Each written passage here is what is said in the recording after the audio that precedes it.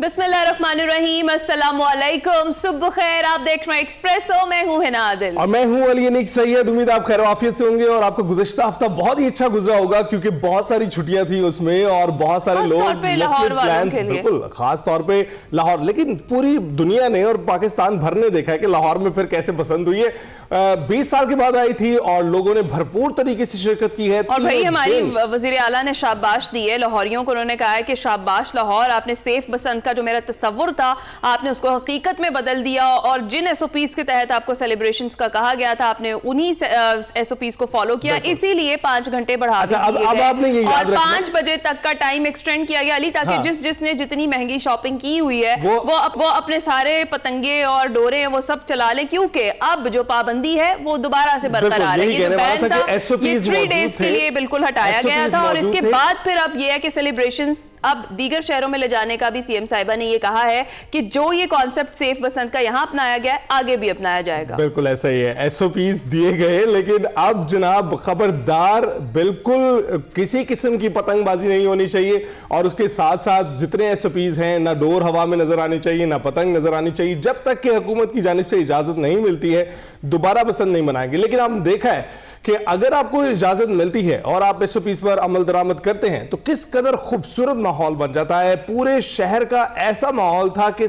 तमाम मुल्क की जो नजरें उसी पर टिकी रही हैं और लोग दूर दराज से आते रहे हैं। ऐसा नहीं है कि शिरकत नहीं की है, बल्कि बैरून ममालिक से जितने लोग आए हैं उनकी तादाद भी देखने वाली थी। सिर्फ पूरे 3 दिन लाहौर में जो हमारे मकामात थे ऐसे जहां पर सेलिब्रेशंस चल रही थी, जहां अलाउड थी बसंत, वहां तिल धरने की जगह नहीं थी। ट्रैफिक जो थी वो इस बार पहली बार ऐसा हुआ कि लाहौरी जो है वो ट्रैफिक जैम्स में भी घबराए नहीं, और वो एक्साइटेड थे कि हम एक त्यौहार के लिए बाहर निकले। और जिस तरीके से आसमान खूबसूरत रंगों से भरा हुआ था, ये जो एक सकाफती त्यौहार था इसका रिवाइवल जरूरी भी बहुत था, और जब हुआ और हमने इसको सबने मिलकर फॉलो किया तो हमें उसका इनाम भी मिला। और हमारे ये था अंदरून, वहां पे सही बसंत के मजे तो अंदरून लाहौर में थे। मैं उर्दू बाजार गया और बड़ी ठीक ठाक सेलिब्रेशन हम लोगों ने की है, बहुत ही मजा आया है। तो आगे चलकर इस पर हम जरा तफसील से बात करते हैं। फिलहाल जरा जनाब क्रिकेट की बात कर लेते हैं, क्योंकि बात करना बहुत ज्यादा जरूरी भी है। T20 वर्ल्ड कप के इफ्तिताही मैच का हमने जिक्र करना है, जिसमें पाकिस्तान ने सनसनीखेज मुकाबले के बाद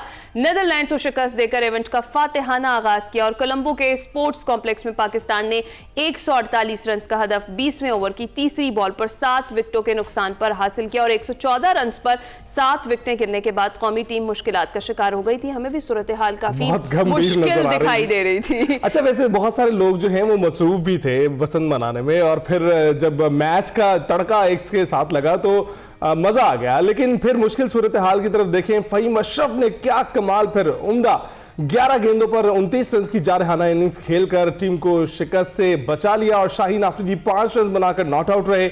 पाकिस्तान की जानिब से साहबजादा फरहान 47, साइम अयूब 24, बाबर आजम 15, कप्तान सलमान लियाका 12, शादाब खान 8, मोहम्मद नवाज और उस्मान खान बगैर कोई रन बनाए आउट हो गए। नेदरलैंड्स की जानिब से ऑफ स्पिनर आर्यान दत्त और पॉल वैन ने 2-2, जबकि वेंडर मरवा जो हैं उन्होंने 1 विकेट हासिल किए। इसके अलावा 2 और जो बॉलर्स हैं उन्होंने भी 1-1 विकेट हासिल किए। इससे कबल पाकिस्तान ने टॉस जीतकर नेदरलैंड्स को पहले बैटिंग करने की दावत दी थी, और नेदरलैंड्स की टीम 147 रन बनाकर ऑल आउट हो गई थी। जी हां, पाकिस्तान की जानिब से सलमान मिर्जा ने 3, मोहम्मद नवाज, साइम अयूब और अब्रार अहमद ने 2-2, जबकि शाहीन शाह अफरीदी ने 1 विकेट हासिल की थी। नेदरलैंड जैसी बज़ाहिर कमजोर टीम के साथ मैच सनसनीखेज सूरत हाल इख्तियार कर गया था। टूर्नामेंट के बाकी मैचेस में पाकिस्तान क्रिकेट टीम बेहतर परफॉर्म कर पाएगी क्या, ये एक सवाल है। दूसरी जानिब पाकिस्तान ने वर्ल्ड कप T20 में 15 फरवरी को जो भारत के खिलाफ मैच खेलने से इनकार किया हुआ है, इस सिलसिले में आईसीसी का वफ्द पाकिस्तान के दौरे पर है और भारत से मैच खेलने पर मिन्नतें की जा रही हैं। और मगर जो चेयरमैन पीसीबी मोहसिन नकवी साहब, उन्होंने आईसीसी पर वाज़ेह ये कर दिया है T20 वर्ल्ड कप में भारत के खिलाफ मैच खेलना है या नहीं, ये फैसला हुकूमत को ही करना है, और अगर पाकिस्तान भारत के खिलाफ मैच नहीं खेलता तो आईसीसी को भारी माली नुकसान होगा। उधर पाकिस्तान सुपर लीग सीजन 11 के लिए मुल्तान सुल्तान्स की फरोख्त के लिए नीलामी आज की जाएगी। क्या अली तरीन 1 अरब 34 करोड़ की टीम छोड़ने के बाद अब इसे दोबारा भारी कीमत में खरीदेंगे, یا کوئی اور آنر سامنے آئے گا. یہ ساری صورتحال ہے جس پر ہم نے بات کرنی. میں جوائن کر چکے ہیں سلیم خالق صاحب, سینئر سپورٹس تجزیہ کار ہیں, اس کے ساتھ ساتھ یوسف انجم صاحب ہمارے ساتھ موجود ہیں. ان دونوں سے ہم بات کریں گے کہ یہ جو میچ کا حال ہے پہلے اس پہ بات کر لیتے ہیں اور پھر اس کے بعد ذرا دیگر چیزوں کی طرف بھی چلتے ہیں. بہت شکریہ سلیم خالق صاحب اور یوسف انجم صاحب آپ دونوں کا. صبح بخیر. سب سے پہلے سلیم خالق صاحب کیا کہیں گے آپ, جس طریقے سے صورتحال ڈگمگائی ہوئی لگ رہی تھی آغاز میں, پھر فہیم اشرف نے تھوڑا سنبھالا دیا اور ہم سنبھل ہی گئے, کیا کہیں گے آپ؟ بس یہی ہے پاکستان کرکٹ کی. آپ لوگ پتنگیں اڑاتے رہے, یہاں یہ لوگ ہماری نیندیں اڑا کے بیٹھے تھے. گیم کی پرفارمنس تھی اتنی, لگ رہا تھا کہ چلو 3 گھنٹے میں ہی پاکستان کا سفر ختم ہو جائے گا, تو پھر وہ انڈیا سے میچ نہ کھیلنا, یہ وہ ساری چیزیں ویسے ہی رہ جائیں گی. لیکن لکیلی یہ فہیم اشرف بہت بڑا, میں فہیم اشرف کا ناقد رہا ہوں, لیکن اس دن جو وہ کھیلے اس کے بعد میں نے ان کو میسج بھی کیا اور میں نے ٹویٹ بھی کی. میں نے کہا بھائی فہیم اشرف صاحب, ہم نے بہت آپ پہ تنقید کی, لیکن جو انہوں نے پرفارم کیا وہ ایک ہارا ہوا میچ تھا. آپ سمجھیں کہ 90% میچ میرے خیال میں ہار چکا تھا پاکستان. 2 اوور میں 29 رن, 3 وکٹیں رہ گئی ہیں. قسمت نے بھی ساتھ دیا کہ پہلی گیند پہ چھکا لگ گیا, پھر کیچ ڈراپ جو ہوا اس کے بعد انہوں نے پھر 2 چھکے چوکے لگا کے آخری اوور میں 5 رن کی تھی, پھر وہ وننگ چوکا ایک لگ گیا. تو نو ڈاؤٹ یہ پوری فتح اس دن ہمیں فہیم اشرف نے دلوائی, ورنہ جس طرح میں نے کہا 90% میچ ہار چکے تھے. لیکن جب ہمارا آغاز ایسا ہوا ہے نیدرلینڈز کے خلاف, تو ہم باقی ٹیموں کے خلاف کیسا پرفارم کریں گے, یہ ایک بہت بڑا سوالیہ نشان ہے. اور یقینی طور پر ٹیم مینجمنٹ نے غور کیا ہوگا اس پہ, بیٹنگ لائن نے بھی دیکھا ہوگا, خاص طور پہ بابر اعظم جن کے لیے آئیڈیل سچویشن تھی کہ وہ روک روک کے کھیلتے ہیں. ہم نے کہا چلو بابر اب آرام سے اپنا 40 گیندوں پر 50 رن کر کے ٹیم کو جتوا دیں گے. پتہ چلا ان کو بھی کیا ہوا کہ چھکا مارنے کے چکر میں وہ آؤٹ ہو گئے. اور عثمان کا آپ نے جس طرح ذکر کیا, شروع میں اگر ہمارے جو ٹاپ بیٹرز تھے انہوں نے اچھا کھیل پیش کیا تھا, وہ نہیں ہوتا تو میچ تو بالکل ہی ہاتھ سے نکل گیا تھا. اوور آل پرفارمنس ہماری بہت خراب تھی. آپ سمجھیے کہ ایک جتوا دیا, دعاؤں کی وجہ سے جیت گئے. لیکن اب یہ سوچ لیں آپ کہ نیدرلینڈ کے میچ میں دعاؤں کی ضرورت پڑ گئی تو آگے تو انڈیا سے اور بھی. بالکل. آپ یوسف صاحب آپ کیا سوچتے ہیں کہ نیدرلینڈز کے خلاف ہماری یہ کارکردگی تھی, فلا کدھر تھا, غلطی کہاں تھی؟ صرف بیٹنگ لائن اپ کا مسئلہ تھا یا بالنگ میں بھی مسائل تھے؟ دیکھیں نہیں, پاکستان کا میچ جب بھی آپ نے دیکھنا تو اپنے ساتھ بلڈ پریشر کی گولیاں آپ ضرور رکھا کریں. ماضی کی روایت تو یہی رہی ہے, اور پاکستان کی ٹیم جب بھی کسی میگا ایونٹ میں آتی ہے اس طرح کی سرپرائز پرفارمنس ہمیں دیکھنے کو ملتی ہے. بالنگ میں میرے خیال میں پاکستان کی ٹیم کو تھوڑا سرپرائز ملا آئی سی سی کی جانب سے, کیونکہ پاکستان کی ٹیم کے پاس تو ٹاپ کوالٹی سپنرز تھے, جبکہ جو پچز تھی وہ لگ رہی تھی کہ جیسے جو سیمز فرینڈلی ہیں جس پر شاہین شاہ افریدی کو زیادہ اچھے پرفارمنس دینے کی ضرورت تھی. لیکن انہوں نے کوشش کی, لیکن جو توقعات تھی اس کے مطابق پرفارم نہیں کر پائے.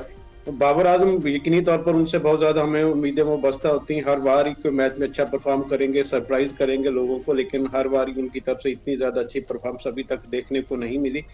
ہمیں جو لگ رہا ہے وہ یہی نظر آ رہا ہے کہ جو مڈل آرڈر میں پاکستان کی جو ایک سچویشن ہے جس میں ہمیں پتہ نہیں چل رہا کہ ہمارا کمبینیشن کس طرح سیٹ ہوگا. ہم شاداب خان کو کھلاتے ہیں ٹیم میں تاکہ جو بالنگ آپشن اس کو زیادہ بڑھایا جا سکے, لیکن اس کے لیے ہمیں ایک بیٹسمین کو کم کرنا پڑتا ہے. تو میرے خیال میں یہ جو میچ تھا اس میں آپ ٹیم انتظامیہ کو بھی پتا چلا ہوا کہ ہمیں ایک اچھے کوالٹی بیٹر کی ضرورت ہے جو مڈل آرڈر میں آ کر پاکستان ٹیم کو سنبھالا دے. نہ صرف یہ پہلے میچ بلکہ اس سے پہلے بھی ہم اگر دیکھیں ایشیا کپ میں بھی ہمیں جو مڈل آرڈر میں ہمیں مشکلات کا سامنا کرنا پڑا, وہاں پر ہمارے پاس اچھا کمبینیشن ابھی تک نہیں بن پایا. عثمان خان سے ہم توقعات رکھتے ہیں کہ وہ فتح گر اننگز کھیلیں گے, لیکن ایک آدھ اننگز میں تو انہوں نے پاکستان کے لیے کچھ بہتر پرفارم کیا, لیکن مجموعی طور پر ابھی تک پاکستان کے لیے تھوڑا لمحہ فکری ہے. یہ تو ہے, آپ درست کہہ رہے ہیں یوسف انجم صاحب. یہی چیز آگے لے کر چلتے ہیں. سلیم خالق صاحب, آپ کو لگتا ہے کہ باقی گروپ میچز میں کسی بھی قسم کی غلطی کی گنجائش ہے پاکستان کے پاس؟ اور جس طرح سے ہمارا اگلا میچ ہے امریکہ کے خلاف, کل کھیلنا ہے ہم نے, اس میں بھی کیا اگر یہی صورتحال برقرار رہی تو وہ پہلے والا ہمیں یاد آ جائے گا اپنا میچ امریکہ والا, تو کیا ویسی صورتحال بنتی ہوئی دیکھ رہے ہیں اگر اسی طرح کی پرفارمنس رہی؟ دیکھیں ڈر تو لگا رہے گا, کیونکہ امریکہ کی ٹیم انڈیا کے خلاف بھی اچھا کھیلی ہے اور امریکہ کی ٹیم ہمیں ہرا چکی ہے پچھلے ورلڈ کپ میں. تو جس طرح کی ہماری پہلے میچ میں پرفارمنس رہی, خدشات تو رہیں گے, خدشات تو, لیکن آئی ہوپ کہ ٹیم اب جو پچھلے میچ میں جو انہوں نے کیا غلط اس سے سبق سیکھا ہوگا اور اب تھوڑا بہتر پرفارمنس ان کی سامنے آئے گی. کیونکہ دیکھیں ہمارے پاس تو غلطی کی گنجائش ہے ہی نہیں, انڈیا والی انسرٹینٹی ابھی برقرار ہے, تو ہمیں اپنے باقی تینوں میچز تو جیتنے ہی جیتنے ہیں. تو ہوپفلی کل جو میچ ہمارا ہو رہا ہے اس میں بہتر پرفارمنس سامنے آئے گی, بیٹنگ لائن کی طرف سے ذمہ داری کا مظاہرہ کرے گی, خاص طور پہ جو ہمارے سینئر پلیئرز ہیں. میں پہلی بار یہ چیز دیکھ رہا ہوں. عموماً ایسا ہوتا ہے, ہم بابر کو یہ کہتے ہیں کہ سوشل میڈیا واریئرز ان کے بہت ہیں اور ان کو ہمیشہ سپورٹ کرتے ہیں, لیکن پہلی بار میں نے یہ دیکھا کہ جو پاکستان کا پچھلا میچ تھا اس کے بعد بابر اعظم کے خلاف بہت زیادہ سوشل میڈیا پہ بیشنگ ہوئی اور بہت سارے لوگ ان کو کہہ رہے تھے اس کو ٹیم سے نکالو, اور بہت زیادہ مطلب ہوا. فرسٹ ٹائم میں نے یہ دیکھا. تو بابر کو خود بھی یہ ریئلائز کرنا چاہیے کہ اب تک جو کھیل رہے ہیں وہ نام پر کھیل رہے ہیں. بگ بیش میں جیسی پرفارمنس تھی ہم لوگ اس کے باوجود ان کو بیک کر رہے تھے کہ ان کو ہونا چاہیے, کیونکہ ہمارے پاس یہاں پاکستان میں ایسے پلیئر ابھی بھی نہیں موجود جو ان کی جگہ لے سکے. لیکن اب ان کو بابر کو چاہیے کہ کم سے کم ایوریج پرفارمنس تو دکھائیں. جیسے پچھلے میچ میں نے کہا آئیڈیل ان کے لیے سچویشن تھی کہ مار دھاڑ کرنی نہیں تھی, سکون کا ٹارگٹ تھا, آرام سے کھیلتے نہیں کیا. تو اب امید یہی کی جا سکتی ہے کہ اگلے جو میچز ہوں گے اس میں وہ بہتر پرفارم کریں گے. آپ کہیں گے یار ان کا زور بابر پر ہی ہے اور سلمان نے کون سا پرفارم کیا, اس نے کون سا پرفارم کیا. آپ کی بات ٹھیک ہے, لیکن ہمیشہ جس سے زیادہ ایکسپیکٹیشنز آپ کو ہوتی ہیں آپ اس بارے میں زیادہ بات کرتے ہیں. لیکن سلمان کے اوپر بھی ذمہ داری ہے, انہوں نے ون ڈاؤن پوزیشن اگر آکوپائی کی ہے, اگر وہ سمجھ رہے ہیں کہ وہ کھیل سکتے ہیں تو ان کو پھر پرفارم کر کے دکھانا پڑے گا. بالکل ٹھیک. یوسف صاحب, تذکرہ ہو رہا ہے آنے والے میچز کا. امریکہ کے ساتھ تو ہم نے بات کر لی, لیکن انڈیا کے ساتھ پاسبلی جو حکومت پر ڈال دیا گیا ہے کہ حکومت طے کرے گی کہ کیا کرنا ہے, میچ کھیلنا ہے نہیں کھیلنا ہے. اس کے لیے آئی سی سی کا وفد بھی قذافی اسٹیڈیم لاہور میں چیئرمین پی سی بی سے ایک طویل ملاقات کر چکا ہے. 5 گھنٹے کی طویل ملاقات ہوئی ہے. کوئی اندر کی خبر ملی؟ دیکھیں نہیں کہ یہ جو آئی سی سی کا ورلڈ کپ ہے اس پہ 3 ہفتوں سے یہی بحث چل رہی ہے کہ کیا پاکستان انڈیا کا میچ ہوگا. پاکستان گورنمنٹ نے اعلان بھی کیا تھا کہ ہم انڈیا سے نہیں کھیلیں گے, لیکن اس کے باوجود لوگوں کی توقعات ہے کہ یہ میچ ہونا چاہیے. اور اس سلسلے میں آئی سی سی کو جو وفد تھا, اس کے ڈپٹی چیئرمین تھے عمران خواجہ, وہ قذافی اسٹیڈیم پہنچے. ان کے ساتھ جو بنگلہ دیش کرکٹ بورڈ کے صدر تھے امین اسلام, وہ بھی ان کو بھی بلایا گیا تھا. یہاں پر ایک طویل مذاکرات یہاں پر ہوئے. ایک ہم نے دیکھا کہ بہت زیادہ ایشوز پر بات چیت ہوئی, جس میں سب سے ضروری تھا, کیونکہ ہم نے جو میچ کا بائیک آؤٹ کیا تھا گورنمنٹ کی طرف سے, وہ تھا اظہار یکجہتی کے طور پر بنگلہ دیش کے ساتھ, ان کے ساتھ ان کو ورلڈ کپ سے باہر کر کے زیادتی کی گئی. اور یہی وہ سب سے اہم ایشو تھا جس پر وہ یہ کافی دیر بات ہوتی بھی رہی ہے تینوں کے درمیان.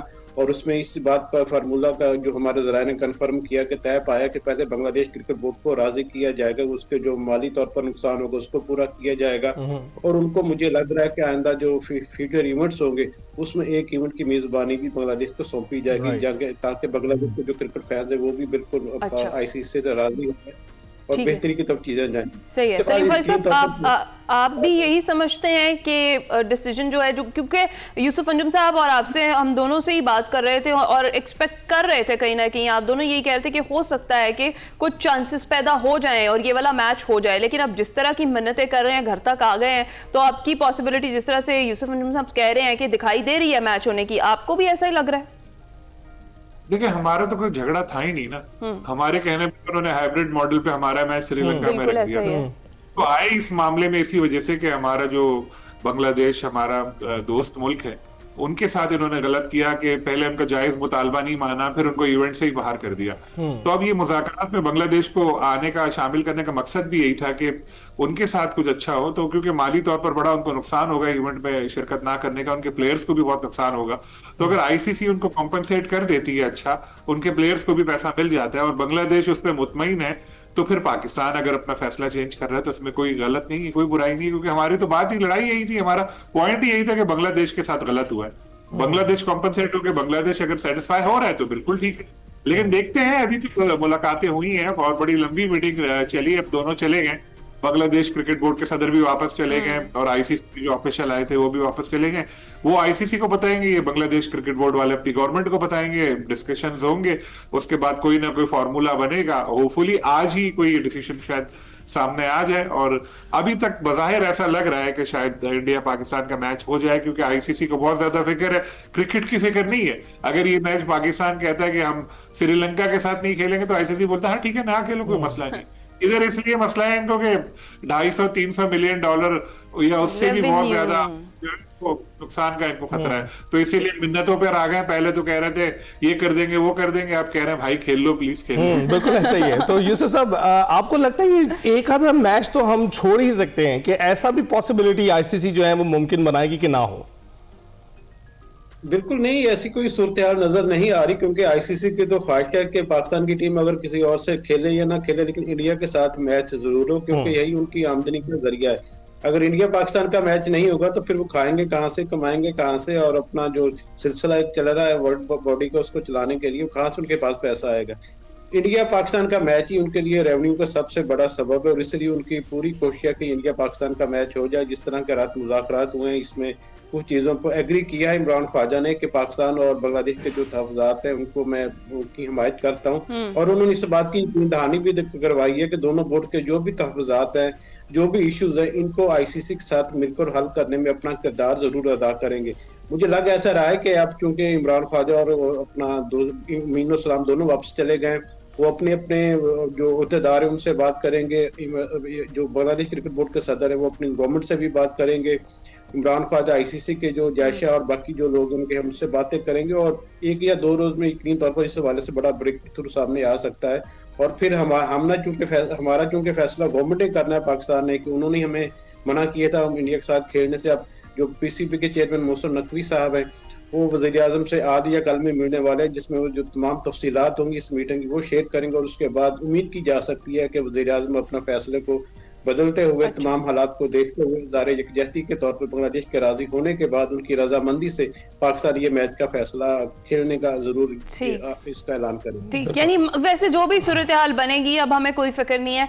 मजा तो हमें बहुत आया, क्योंकि वहां तक की जो चीखें की आवाजें ना वो यहाँ तक जरूर हम तक पहुंच रही हैं, और जिस तरीके से अब घर तक आकर मिन्नतें कर रहे हैं, जो अपने घर में बैठे हुए ये बात कर रहे थे कि इनको मुकम्मल तौर पर बैन करवा देंगे, ये कहीं क्रिकेट नहीं खेल सकेंगे, और ये इस तरह की बहुत सारी बातें, घर के शेर बाहर आते ही ढेर। हाँ, और अब वाकई पाकिस्तान आकर उनकी तो बोलती बंद हो गई है। लेट्स सी कि क्या डिसाइड करती है हमारी गवर्नमेंट, क्या डिसाइड करती है और किस तरीके से फैसला किया जाता है। सलीम खालिक साहब, एक और अपडेट जो कि आज मुल्तान सुल्तान्स के हवाले से होनी है कि उनकी जो फरोख्त है उसके लिए नीलामी होगी आज, तो क्या एक्सपेक्ट करें हम कि अली तरीन जिन्होंने 1 अरब 34 करोड़ की टीम छोड़ी थी, अब वो उसको दुगने तिगने दामों में खरीदने के लिए क्या तैयार होंगे?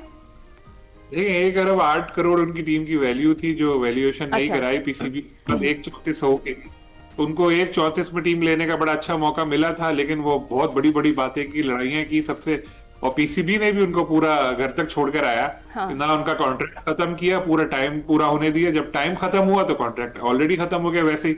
उसके बाद जो नई वैल्यू टीमों के लिए आए तो पीसीबी ने डिस्क्वालीफाई नहीं किया, कहा आओ वहां, वो खुद 45 मिनट पहले चले गए छोड़ के।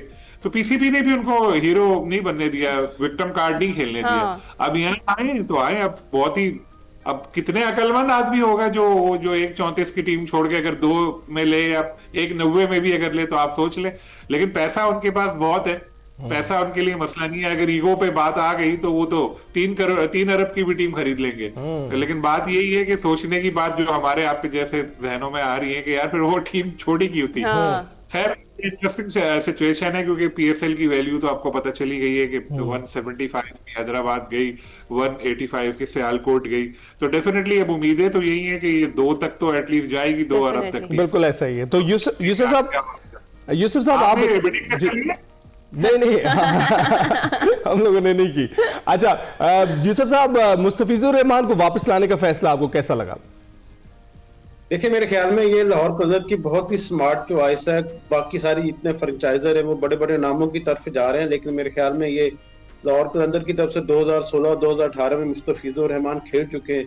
अब मौजूदा सूरत हाल में चूंकि सारा जो मुद्दा था आईसीसी T20 वर्ल्ड कप के जितने भी मामला थे, उसकी सबसे जो मेन चीज था वो था मुस्तफिजुर रहमान, जिनको आईपीएल से निकाला गया, जिसके बाद बांग्लादेश ने पुल आउट किया, फिर पाकिस्तान ने इंडिया के साथ मैच न खेलने का ऐलान किया। तो मुस्तफिजुर रहमान को और बांग्लादेश क्रिकेट बोर्ड के साथ, बांग्लादेश अवाम के साथ, मैं कहना ये जो अपना उसको दोबारा लिया गया मुस्तफिजुर रहमान को लाहौर कलंदर ने, तो बहुत ही अच्छा कदम है।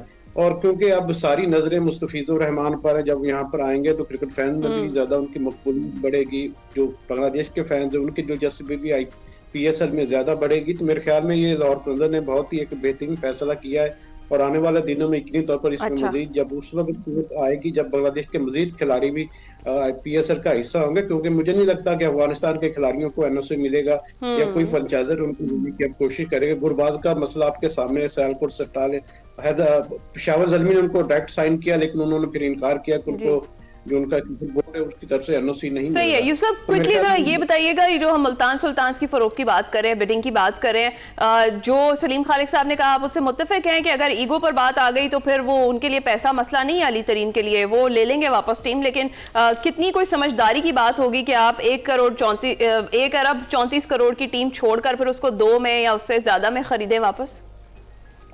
हिना अली तरीन ने अभी एक दिन पहले एक बयान उनका सामने आया था जिसमें उन्होंने कहा था कि ठीक है, क्रिकेट फैन की बहुत मुझसे ज्यादा उम्मीदें वाबस्ता है, मैं मुल्तान की टीम को दोबारा परचेज करूंगा, लेकिन उन्होंने वाजे किया कि ऐसा कुछ नहीं है। अगर आप लोग ये सोच रहे हैं कि मैं इसकी 3 अरब बोली लगा लूंगा कि मनमानी कीमत पर इसको हासिल करूंगा, तो ऐसा कुछ नहीं होने जा रहा है। मेरे पास एक मखसूस बजट है जिसके अंदर रहते हुए मैं अपनी बोली दूंगा। अगर उससे मैंने देखा कि इससे ज्यादा लोग बोली लगा रहे हैं तो मुझे कोई हर्ज नहीं होगा कि दूसरे लोगों के पास टीम चला जाए। मुल्तान के साथ उन्होंने अपनी वाबस्ती का भी इजहार किया, क्योंकि 5 बिडर हैं, 5 बिडर की भी यकीनी तौर पर ख्वाहिश होगी कि मुल्तान की टीम को हायर करें, उसको अपने लिए उसका नाम हासिल करें। तो आज काफी टफ कंपटीशन देखने को मिलेगा और एक्सो सेंटर में ये जो तकरीब होगी ये लाहौर में 6 बजे रखी गई है और इसमें यकीनी तौर पर पाकिस्तान क्रिकेट बोर्ड को 2 अरब के करीब तो यकीनी तौर पर आज की बोली से मिल जाएंगे। बिल्कुल ठीक है।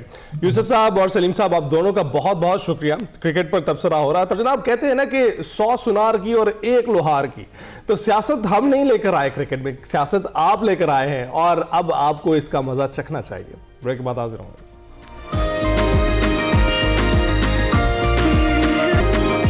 इस वक्त कुछ जिक्र करेंगे इंतहाई अफसोसनाक सानहे का। लाई कलां खुदकुश दहशतगर्दी की तहकीकात में अहम पेशरफ सामने आई है और इंटेलिजेंस और कानून नाफिज करने वाले इदारों ने पेशावर और नौशहरा में छापे मारकर खुदकुश हमलावर के जो 4 सहूलतकार थे उन्हें भी गिरफ्तार कर लिया है। ऑपरेशंस टेक्निकल और ह्यूमन इंटेलिजेंस के नतीजे में किए गए थे और फिर सिक्योरिटी जराये का ये कहना है कि खुदकुश हमले का दाइश अफगानी मास्टरमाइंड भी गिरफ्तार कर लिया गया है। हमले की मनसूबाबंदी, तरबियत, जहन साजी अफगानिस्तान में दाइश ने की और अफगान तालिबान की सरपरस्ती में दाइश और दीगर दहशतगर्द तंजीमें खित्ते और आलमी अमन के लिए बड़ा खतरा है। वफाकी वज़ीर दाखिला मोहसिन नकवी साहब का कहना है कि इस्लामाबाद हमले की जो प्लानिंग है दाइश ने अफगानिस्तान में की, अफगानिस्तान और दाइश की तमाम फंडिंग भारत कर रहा है और धमाके का जो मास्टरमाइंड है और 4 सहूलतकार जो है वो पकड़े जा चुके हैं। दावे से ये कहता हूं कि अगर एक धमाका हुआ तो 99 रोके भी हैं। सिक्योरिटी इजलास के बाद मीडिया ब्रीफिंग में उन्होंने बताया कि भारत ने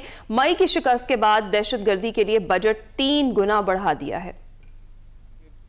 धमाके के बाद पेशावर और नौशहरा में रेड्स की गई और उसमें से 4 फैसिलिटेटर्स जो थे वो पकड़े गए और जो सबसे अच्छी बात हुई वो ये कि जो इनका मास्टरमाइंड था, जो दैश का अफगानिस्तान का अफगानी है, वो भी पकड़ा गया, वो अब हमारी हिरासत में है। इस सारे वाक़े में जो प्लानिंग हुई है और जो ट्रेनिंग हुई है वो दैश अफगानिस्तान ने की है और अफगानिस्तान के अंदर हुई है। दैश का नाम तो आप ले रहे हैं या तालिबान का नाम तो आप ले रहे हैं, उनके पास कहीं से तो ये फंडिंग आ रही है, उनको कोई तो ये टारगेट दे रहा है। इनकी सारी फंडिंग इंडिया कर रहा है, इनको तमाम टारगेट्स इंडिया दे रहा है, इनके एक एक चीज़ की प्लानिंग पीछे से बैठ के वो कर रहा है। हर चीज़ के ऊपर पैसा लगता है, ये इस 40 चीज़ के ऊपर भी पैसा लगा, तो वो डॉलर्स में पैसा आ रहा है और उन्होंने बाकायदा तौर पे 3 गुना बजट अपना बढ़ाया है। मई के बाद 3 गुना बजट बढ़ाया है, जिसको पहले $500 देते थे $1500 दे रहे हैं। वो बजट चाहे 10 गुना ज़्यादा कर ले, उसका हमें फ़र्क नहीं पड़ेगा।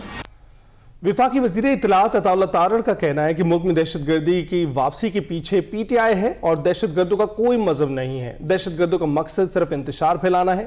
इस्लामाबाद धमाके के सहूलतकारों का भी पता लगा लिया गया है।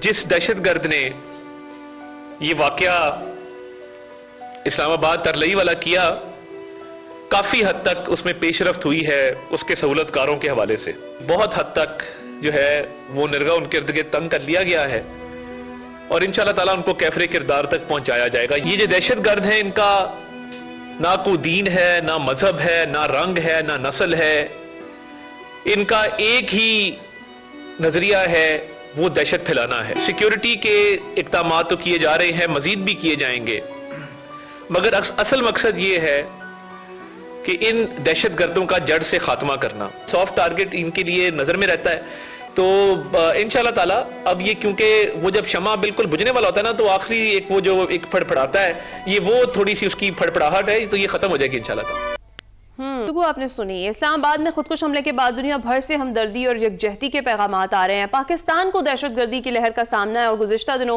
खैबर पख्तूनख्वा और बलूचिस्तान में हमले किए गए, जिनके खिलाफ भरपूर ऑपरेशंस किए गए। हालिया दहशतगर्दी की लहर की वजह क्या है, इस पर हम बात करेंगे और हमें ज्वाइन कर चुके हैं ब्रिगेडियर रिटायर्ड मसूद अहमद खान साहब, दिफाई तज्जियाकार हैं। अस्सलाम वालेकुम ब्रिगेडियर साहब, बहुत शुक्रिया हमें ज्वाइन करने के लिए। सबसे पहले हम ये जो जिक्र कर रहे हैं तरलाई कला जो इतना बड़ा सानहा हुआ और इसकी जिम्मेदारी फिर इस खुदकुश ब्लास्ट की जिम्मेदारी दाइश ने कबूल कर ली और अफगानिस्तान में तरबियत हासिल करने का इंकशाफ भी कर लिया, इसको आप कैसे देखते हैं? और ये जो दहशतगर्दी है हालिया, ये सिक्योरिटी लिहाज से कितना बड़ा चैलेंज है?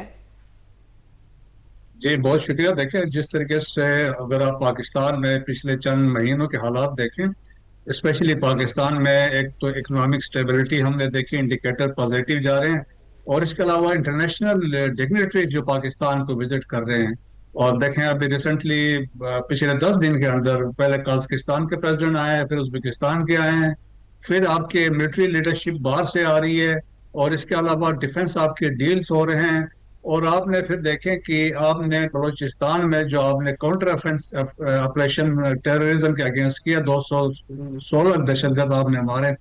सो वो स्पीड जिस तरीके से आपने ब्लिट्स क्रीक था, वो भी बड़ा एक फैक्टर था। इसके अलावा देखें कि क्रिकेट के मसले पे आपने एक स्टैंड लिया, वो भी बड़ा इंपॉर्टेंट फैक्टर था। और इसके अलावा बसंत की खुशियां पाकिस्तान में सेलिब्रेट हो रही थी। तो पाकिस्तान में एक किस्म का देखें कि पाकिस्तान का जियोस्ट्रेटिक प्रोफाइल बढ़ गया था, पाकिस्तान की इंपॉर्टेंस बढ़ गई थी, हर जगह पे पाकिस्तान का नाम लिया जा रहा था। तो दुश्मन जो थे वो इनसे ये देखा नहीं जा रहा था। सो देयरफॉर हमने देखा कि बलूचिस्तान में वाकयात हुए, खैबर पख्तूनख्वा में हुए, और इसके बाद आके जब ये इस्लामाबाद वाला वाकया हुआ तो इसके अगराज और मकासद क्लियर कट हैं। एक सेक्टेरियन डिवाइड जहां पे दहशतगर्दी ऑलरेडी हो रही है, तो उस पर दुश्मन ने आपके जो इंटेलिजेंस एजेंसीज हैं, जो रॉ वाले हैं, जो अफगानिस्तान के GDI वाले हैं, उन्होंने कहा कि एक सेक्टेरियन डिवाइड है, इसको क्रिएट किया जाए एक, और इसको जिस तरह दहशतगर्दी करवाई गई और यहाँ पे जो कीमती जाने लोग शहीद हुए। सो आप देखें कि इससे एक तो था सेक्टेरियन डिवाइड, दूसरा पैनिक क्रिएट करना चाहते थे, खौफ पैदा करना चाहते थे, आपको एक सिग्नलिंग कर रहे थे कि स्ट्रेटेजिक कि हमारी ये अप्रोच है, हम यहाँ आके इसके स्ट्राइक कर सकते हैं। और फिर देखिए आपके गवर्नमेंट को एम्बेरस करना चाहते थे और पाकिस्तान को ब्लीड कराना चाह रहे थे। सो देखें, अफगानिस्तान, इंडिया, ये दो मुल्क है जिन्होंने आपको दिल से कभी कबूल ही नहीं किया as a independent sovereign state. So therefore दोनों मिलकर 1950 से पाकिस्तान को डिस्टेबलाइज करने की हर मुमकिन कोशिश कर रहे हैं। रही बात दाइश की, जो दाइश ने इसको क्लेम किया कि हमने किया है, तो इंडिया के ताल्लुकात जो दाइश के साथ है बड़े गहरे हैं। और यहाँ तक ये बताया जाता है जो साउथ एशिया में दाइश जो लाई गई वो इंडिया लेके आया। और आप देखें कि आज से चंद साल पहले रिकॉर्ड के ऊपर है, एक दाइश के कैंप पे करजई के दौर हुकूमत में एक कैंप को रेड किया गया, तो वहां से 3 खवातीन पकड़ी गई थी। वो इंडिया की थी, साउथ इंडिया की थी, आंध्र प्रदेश की थी, और वो रॉ की डिप्टी डायरेक्टर्स थी। वो वहां पे पेमेंट्स देने गई हुई थी। और अफगानिस्तान के अंदर जितने बहुत सारे हमले हुए वही इसमें इंडियन लोग शामिल थे। अगर आपको याद हो जो ईस्टर पे श्रीलंका में हमले हुए, जो वहां जिन लोगों ने किया था उनकी ट्रेनिंग, उनकी डॉक्टराइजेशन साउथ इंडिया, तमिलनाडु में हुई थी। सो इंडिया के बड़े स्ट्रॉन्ग लिंक्स है और इनके साथ दाइश के। सो देयरफॉर इन्होंने इनको भी यूज किया, पैसा है। देखें जिस तरीके से बातचीत की जा रही कि आपने अपना बजट बढ़ाया है, आप फितरल खारिज को भी पेमेंट कर रहे हैं, फितरल हिंदुस्तान को भी पेमेंट कर रहे हैं, दाइश को भी कर रहे हैं। सो ये दहशतगर्द तंजीमें आप पैसे दे और मर्जी करें। सो देखें अजीत डोभाल ऑन रिकॉर्ड है कि भाई उन्होंने कहा हम पैसे दे के जो मर्जी हम करवा लें।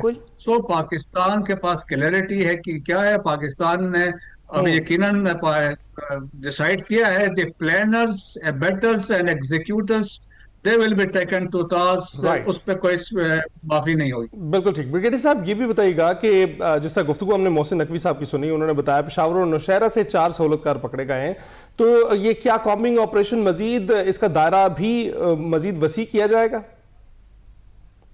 इस ऑपरेशन में ये इवन जो बलूचिस्तान में जो वाकयात हुए उससे हमें फायदे इसलिए हुए हैं कि इनके जो आप समझ लें सोशो इकोनॉमिक लिंक्स थे, फैसिलिटेटर्स जितने थे वो डिस्कवर हो गए हैं, वो एक्सपोज हो गए हैं। تو مزید جو انٹیلیجنس ایجنسیز کے لیے بڑا فائدہ ہوگا فیوچر میں ان کو پکڑنے کے لیے. اسی طرح کے طریقے سے جس طریقے سے طلائع کلام والا جو خود کا شملاور تھا, اس کے رشتہ دار جو اس کے تھے, کیونکہ he was in communication with اپنے برادر ان لا کے ساتھ تھا, اپنی ماں سے اس نے بات کی, جس طرح ریڈس ہوئے ہیں, اور پھر ایون پنڈی سے بھی ایک فیسیلیٹیٹر پکڑا گیا ہے, پشاور سے اور نوشہرہ سے. سو دیکھیں کہ بڑی اچھی, آپ دیکھیں گے آفٹر سم ٹائم, کیونکہ ابھی انٹروگیشن انویسٹیگیشن ہو رہے ہوں گے, آپ کو ڈیٹیل کے ساتھ یہ چیزیں سامنے لائی جائیں گے, جس میں آپ کو تانے بانے 100%.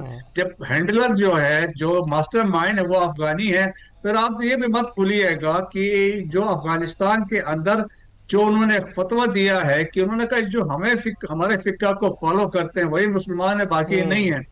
سو وہ سے آپ یو کین میک آؤٹ کہ یہ لوگ کیا چاہتے ہیں, اور جس طریقے سے داعش کا ایجنڈا تو ٹوٹل سیکٹیرین ہی ہوتا ہے, تو وہ اس طرف گئے ہیں, تو یقیناً اس سے تانے بانے افغانستان کے اندر سے بھی ملتے ہیں, انڈیا سے تو کوئی شک ہی نہیں ہے. سو میرے خیال میں پاکستان نے آلریڈی ڈیسائیڈ کیا, میرے خیال میں انڈیا کو بھی جو اس کی جو ہیٹ ہے ان کو فیل ہوگی. اچھا بریگیڈیئر صاحب, آپ درست کہہ رہے ہیں, ہیٹ فیل ہوگی, اور جس طرح سے ششی تھرور نے لکھا ہے اپنے کالم میں, اور انہوں نے لکھا ہے کہ پاکستان کو مستقل دشمن بنا کر رکھنے کی جو پالیسی ہے وہ ناکام ہو چکی ہے, اور جس طرح سے بھارت میں پاکستان دشمن پالیسی پر اب سوالات اٹھ رہے ہیں, بی جے پی کا جو اندرونی بیانیہ ہے اس کو کتنے زیادہ چیلنجز کا سامنا کرنا پڑ رہا ہے, اور دوسرا یہ کہ یہ جو مودی سرکار کی پالیسیز ہے ان پر آپ نے جیسے کہا کہ اس کی ہیٹ تو وہ فیل کریں گے, لیکن تنقید اب اندر سے ہی شروع ہو گئی ہے ان پر. دیکھیں, as long as Hindutva republic ہے, B J P R S S کی سرکار ہے, کوئی چانسز نہیں ہے, وہ بالکل they will continue with so call operation Sindoor 2.0 hybrid warfare, وہ کرتے رہیں گے. Pakistan they want to bleed Pakistan, اس میں تو کوئی شک نہیں ہے. لیکن انڈیا کے اندر سے جو حالات و واقعات ہیں, دیکھیں اصل مسئلہ کیا ہے, آج کل کا دور 5th جنریشن وارفیئر ہے, میڈیا کی گیم ہے. جو پاکستان میں کچھ ہو رہا ہے, it's not the 2% of what is happening inside India, north east India, 7 state, تمام اسٹرگل, وہاں قتل و غارت ہو رہی ہے, عیسائی مارے جا رہے ہیں, مسلمان مارے جا رہے ہیں وہاں پر, اور خواتین جو کرسچن سے مسلم سے ان کی مولسٹیشن ہو رہی ہے. سینٹرل انڈیا 13 اسٹیٹس ہے, 92,000 اسکوائر کلومیٹر کا ایریا ہے, نیکسٹ لائٹ ہے, خالستان کے اسٹرگل الگ ہے, Indian illegal part Jammu and Kashmir میں الگ وہاں مظالم ہو رہے ہیں. سو وہاں پہ لیکن میڈیا دیکھیں کہ پاکستان میں جعفر ایکسپریس کا واقعہ ہوتا ہے, Indian state media was on board, وہ وہاں یہاں سے ڈائریکٹ کمیونیکیشن میں تھوڑائے سیٹ کے ذریعے وہ تصویریں جا رہی تھی, تو وہ وہاں پہ تھے. اور یہ جو واقعہ ہوا, دیکھیں جو بلوچستان میں واقعہ ہوا, جس طریقے سے اس کو انہوں نے میڈیا نے ہائپ کریٹ کیا. سو دیکھیں آج کل میڈیا کے گیم ہے, پبلسٹی کرتے ہیں, ہائپ کریٹ کرتے ہیں, اور پھر ایک خبر بناتے ہیں انٹرنیشنلی کہ پاکستان میں حالات و واقعات یہ ہیں, یہ سیف ملک نہیں ہے. تو دیٹس از دی بیسیکلی ان کا ایجنڈا ہوتا ہے.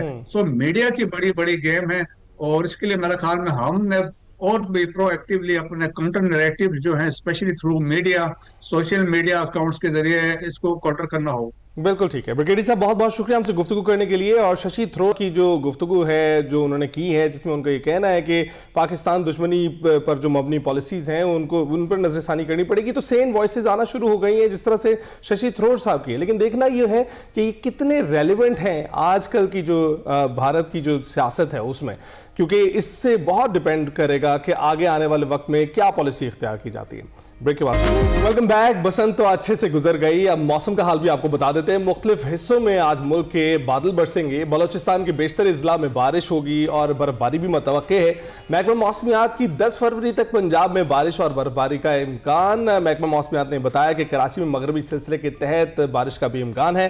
عرفان ورک صاحب اس وقت ہمارے ساتھ موجود ہیں, deputy director met department. Irfan صاحب بہت بہت شکریہ ہمیں جوائن کرنے کے لیے, کیسے ہیں آپ؟ جی بالکل ٹھیک, شکریہ. عرفان صاحب, ہم نے بسنت کے لیے ہم بڑے زیادہ ایکسائٹڈ تھے, ہمیں یہ تھا کہ بارش نہ کہیں ہو جائے, وہ تو خیر خیریت سے گزر گئی. اب بارش کی کیا صورتحال ہے؟ جس طریقے سے بتایا جا رہا ہے کہ نیا سلسلہ داخل ہو رہا ہے, اس کے تحت بارشیں ہوں گی ملک بھر میں, اس کے حوالے سے ہمیں بتائیں. دیکھیں ابھی جو یہ بارش والا سلسلہ ہے یہ پاکستان میں داخل ہو چکا ہے. بلوچستان میں اس نے بعض علاقوں میں بارش کی ہے جس میں جو ہے زیارت کے علاقے شامل ہیں, کوئٹہ کے علاقے, پشیل کے علاقے شامل ہیں. تو ابھی بھی جو اگلے آج دن بعد جو ہے وہ شمالی بلوچستان کے علاقے جو ہوں گے جن میں قلعہ سیف اللہ, قلعہ عبداللہ, کوئٹہ اور یوب کے علاقے شامل ہوں گے, یہاں پر مزید بارش ہوگی. اور یہ والا جو سلسلہ ہے یہ آج رات اور کل جو بالائی علاقوں میں جس میں میاں والی, خطہ پٹھار کے علاقے ہوں گے, چکوال کے علاقے, گجرات اور منڈی بہاؤدین یہ والے علاقے اس میں شامل ہوں گے. اور اس کے بعد جو ہے نا یہ آج رات اور کل جو ہے یہ بالائی علاقوں میں جس میں بالائی خیبر پختونخوا کے علاقے اور کشمیر کے علاقے بھی شامل ہوں گے. تو لاہور والوں کے لیے کیا خبر ہے سر؟ لاہور میں کیا سین ہے؟ بارش ہوگی یہاں؟ ہم بھی انجوائے کر سکیں گے؟ اچھا پہلے دعائیں کر رہے تھے کہ نہ ہو, اب دعا کر رہے ہیں کہ ہو جائے. دیکھیں لاہور میں ہم ایکسپیکٹ یہی کر رہے ہیں کہ وہاں مطلع جزوی ابرآلود رہے گا, گو کہ ہم بھی دعا کرتے ہیں کہ بارش ہو. لیکن ابھی جو پریڈکشن ہے یا پیشگوئی کے مطابق جو لاہور کے سٹی ہوگا وہاں پر جو ہے وہ مطلع جزوی ابرآلود رہے گا. تاہم لاہور کے گرد و نواح میں یا جو سیالکوٹ کے علاقے ہوں گے وہاں پر تھوڑی بہت جو ہے نا وہ ہلکی بارش ہو سکتی ہے. یہ سپیل کوئی بہت زیادہ نہیں ہے, اس میں زیادہ تر مختلف علاقوں میں ہلکی بارش ہوگی. رائٹ. اور کراچی کی کیا صورتحال رہے گی؟ دیکھیں کراچی میں ہم ایکسپیکٹ کر رہے ہیں وہاں پر مطلع ابرآلود رہنے کے چانسز ہیں. آج رات میں جو ہے وہ بادل جو ہے وہ ذرا گہرے ہو جائیں گے, تاہم جو سندھ کے بیشتر علاقے ہوں گے وہاں پر موسم جو ہے نا وہ خشکی ہوگا اور جزوی ابرآلود رہے گا. اچھا, اور یہ بھی بتائیے گا عرفان صاحب کہ رمضان میں کیا موسم کی صورتحال رہنے والی ہے؟ قریباً 10 دن رہ گئے ہیں, آج جس طرح سے 9 ہے تو ایکسپیکٹ کیا جا رہا ہے 10 دن کے بعد روزہ ہو سکتا ہے پہلا. تو رمضان ہمارا کیا ٹھنڈا ٹھنڈا گزرے گا؟ دیکھیں جو ہے رمضان میں جو ہے اسی طرح ہے کہ جس طرح یہ جو فروری کا مہینہ ہے نا, تو فروری کے مہینے میں بھی کچھ روزے جو ہے نا وہ آئیں گے. تو فروری میں ہم ایکسپیکٹ کر رہے ہیں 1 یا 2 سپیل جو ہے نا مزید جو ہے نا وہ پاکستان میں داخل ہو جائیں گے, گو کہ ایک لائٹ انٹینسٹی والا ایک سپیل پیچھے آ رہا ہے اور اس کے بعد ایک اور سپیل ہوگا. تو ہم ایکسپیکٹ کر رہے ہیں 1 سے 2 سپیل جو ہے نا وہ فروری میں آ جائیں گے. بالکل ٹھیک ہے. عرفان صاحب بہت بہت شکریہ, آپ نے بتایا کہ بہت ہی زبردست ہے کہ اچھے طریقے سے ہمارا رمضان بھی گزرے گا, کیونکہ اس میں بھی 2 سپیل آ رہے ہیں. وہ ویکر سپیلز ہو سکتے ہیں لیکن بارش کے امکانات موجود ہیں. گرمی وہ والی نہیں ہوگی, گرمی وہ نہیں ہوگی. اور ہمیشہ ہم یہی دعا کر رہے تھے کہ اس بار بھی ٹھنڈا ٹھنڈا رمضان ہی گزرے. اس کے علاوہ ابھی 10 فروری تک انجوائے کیجئے جن جگہوں پر یہ بارش ہو رہی ہے. بہت زیادہ سٹرونگ سسٹم نہیں بتایا جا رہا ہے. جو بلوچستان ہے اور شمالی علاقہ جات ہیں وہاں پر تو سٹرونگ ہو گئی, لیکن پنجاب میں یہ اتنا سٹرونگ نہیں ہے. تو جو بھی بارش ہوگی, جیسے بھی سلسلہ ہوگا, جو اپڈیٹ ہوگی وہ آپ سے ضرور شیئر کریں گے. ابھی ہم بریک پر جائیں گے. Welcome back to Expresso. جناب آغاز میں ہم نے بسنت کا ذکر کیا تھا اور میں نے آپ سے کہا تھا کہ ابھی کچھ دیر میں ہم تفصیل سے ذرا بات کریں گے کتنا خوبصورت ہمارا ثقافتی تہوار تھا اور اس کا کتنی خوبصورتی سے ریوائول ہوا. اور مریم نواز طیبہ نے جس طریقے سے لاہوریوں کو اپریشیٹ کیا, ان کے ڈیسیجن کے بعد جو SOPs تھے ان کو بڑے اچھے طریقے سے لاہوریوں نے فالو کیا, اور پھر انعام میں ہمیں ایکسٹرا ٹائم بھی ملا سیلیبریٹ کرنے کے لیے, وقت کو بھی بڑھا دیا گیا. ہر طرف فضا میں ہم دیکھ رہے تھے کہ بسنت کے رنگ بکھرے ہوئے تھے. اور لاہوریوں کے ساتھ ساتھ جو غیر ملکی سفارتکار ہیں, ہمارے صوبائی وزراء ہیں, ہمارے کھلاڑی ہیں, شوبز انڈسٹری کے نامور ستارے ہیں, سب کے سب بسنت کو انجوائے کر رہے تھے. اور وزیر اعلیٰ پنجاب مریم نواز صاحبہ نے بسنت پر حفاظتی SOPs پر عمل کرنے پر جس طرح سے میں نے کہا اہل لاہور کو خراج تحسین پیش کیا, اور انہوں نے کہا کہ خوشی ہے کہ لاہور والوں نے ہمارے اعتماد کی لاج رکھی ہے. اور مریم نواز صاحبہ کا یہ کہنا ہے کہ چھتوں پر SOPs کے مطابق محفوظ بسنت سیلیبریٹ کی گئی. دھاتی تار استعمال نہ ہونے کی وجہ سے جو ٹرانسفارمر ہے وہ بھی محفوظ رہے. سیف بسنت کا جو کانسیپٹ ہے, جو تصور ہے, لاہور کے بعد دوسرے شہروں میں بھی اپنایا جائے گا. ان کی طرف سے ہنٹ بھی ہمیں دیا گیا ہے کہ آگے بھی سیلیبریشنز رہیں گی, کیونکہ ہم نے بڑے اچھے بچوں کی طرح سیلیبریٹ کیا ہے. یقیناً اس ایونٹ کی بہترین انعقاد پر پنجاب حکومت اور انتظامیہ داد کی مستحق ہے. جتنا بولڈ یہ ڈیسیجن تھا اور طریقے سے جس ٹائم میں یہ لیا گیا, اس کے بعد تو ڈیفینیٹلی جو انتظامیہ ہے, جو حکومت ہے, وہ واقعی مستحق ہے کہ ان کو داد دی جائے. اور یہ ڈیسیجن جو تھا بڑا زبردست اور بڑے زبردست ٹائم کے ساتھ آتا. اس ساری صورتحال پر جی ہم بات کریں گے, اس کامیاب انعقاد پر ہم بات کریں گے. ہنا پرویز بٹ صاحبہ ہمارے ساتھ موجود ہیں, رہنما مسلم لیگ نون ہے, chairperson Punjab women protection authority. اس کے ساتھ ساتھ محمد عقیل ملک صاحب کائٹ ایسوسیشن سے ہمارے ساتھ موجود ہوں گے, پیٹرن ان چیف ہیں. اور جناب دونوں گیسٹ کو ہم اسٹوڈیوز میں خوش آمدید کہیں گے. تھینک یو سو مچ, آپ نے ہمیں جوائن کیا. السلام علیکم. وعلیکم خوش آمدید. Thank you. ہم یا تو بسنت دیکھ رہے تھے یا آپ کو دیکھ رہے تھے, آپ چاروں طرف ہمیں دکھائی دے رہے, ہر طرف دکھائی دے رہی تھی. کیسی گزری آپ کی بسنت؟ الحمدللہ بہت اچھی. میں نے تو بچپن میں پیدا ہی مزنگ میں ہوئی تھی اندرون شہر میں, تو میں نے مطلب جتنی اپنی بچپن کی لائف تھی, ہم لوگ تو ریگولرلی اسکول سے آتے تھے تو گڈیاں اڑاتے تھے. کوئی ایک دن بسنت کا نہیں تھا, مطلب ہم ہر روز بسنت مناتے تھے. لیکن اب 20-25 سال کے بعد پہلی دفعہ یہ جو بسنت کی ٹیم میں ان کی فیسٹیوٹیز ہیں, الحمدللہ آئی ڈونٹ تھنک کہ اس سے زیادہ خوبصورت سما میں نے کبھی دیکھا ہے. ایگزیکٹلی ایسا ہی ہے. اچھا, بہت دیر کے بعد کوئی چیز آپ کو ملے نا تو اس کی اہمیت اور بھی بڑھ جاتی ہے. پہلے اگر روز آپ کو اجازت ہے, آپ بسنت اڑا سکتے ہیں, تو آپ کو وہ ڈفرینس فیل نہیں ہوتا. جس طرح سے روزے کے دوران آپ روزہ رکھتے ہیں, سارا دن بھوکے رہتے ہیں, اور جب افطار کا ٹائم آتا ہے تو آپ کو پتہ چلتا ہے. دیکھیے یہ بڑا مشکل ڈیسیجن تھا, میں آپ کو سچ بتاؤں. یہ سب سے پہلے ڈیسیجن میاں صاحب کا تھا. میاں صاحب نے 2 ڈیسیجنز لیے. ایک تھا کہ اولڈ لاہور کو ریوائیو کرنا ہے, اور دوسرا تھا کہ بسنت کو ریوائیو کرنا ہے. جب یہ ڈیسیجن لے لیا تو انہوں نے مریم نواز شریف کی رسپانسبلٹی لگا دی. اور آپ کو پتہ ہے madam C M is the very strict implemented. So یہ تو I think That we can see, we all know that.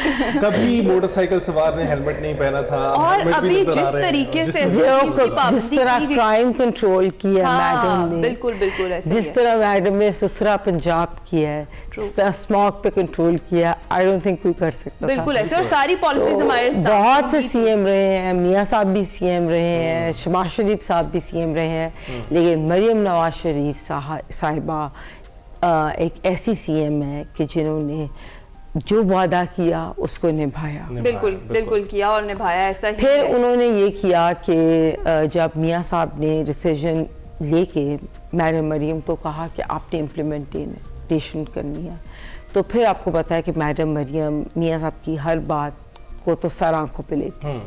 پھر انہوں نے میک شور کیا کہ سیف سٹی کی کیمراز انسٹالڈ ہوں, ڈرونز انسٹالڈ ہوں, ہر کائٹ پہ QR کوڈز ہوں, وہ والی گڈیاں اویلیبل ہوں, وہ ریٹیلرز صرف سیل کر سکیں.